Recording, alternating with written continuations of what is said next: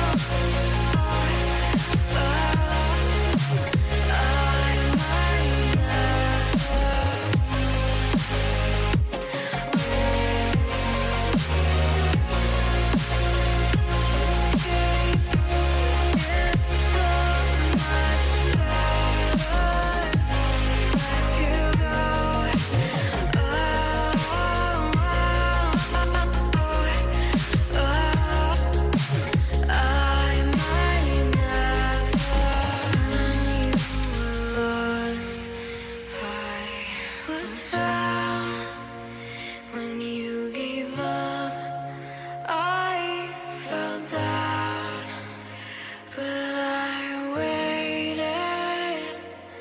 Oh, I thought we'd escape it. Without you, I'm breaking.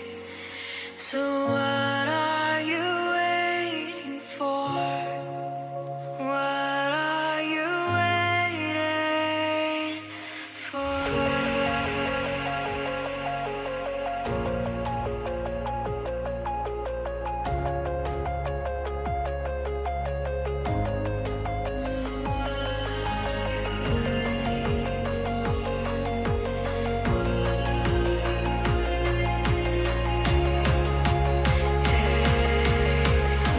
Okay, well there you have it. I have completed the rinseless wash. The last step I like to do is go over it with my favorite Adams detail spray. And that's it. Let me know if you have any questions.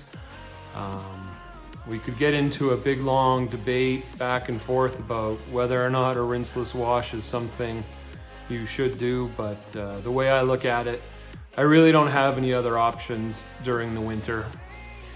As much as I would love to do a full 2-bucket wash, I just can't let that much water hit the floor and flow to the driveway. So I did use a little bit of water on the wheels, but I think that water's, well, I don't know, maybe it's even half evaporated by now. I've had the infrared heater going because it's so cold up here. But that's a little look at what I do in the winter.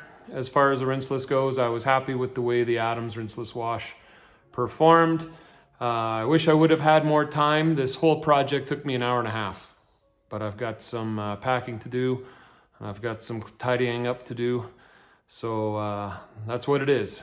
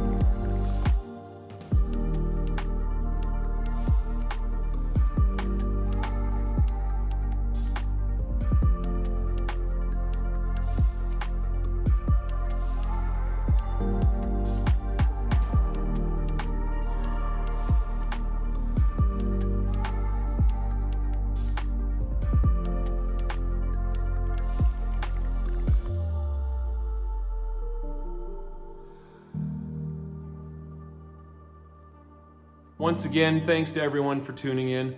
I really enjoy sharing the projects that I get up to in this garage with you all. So yeah, take care until next time.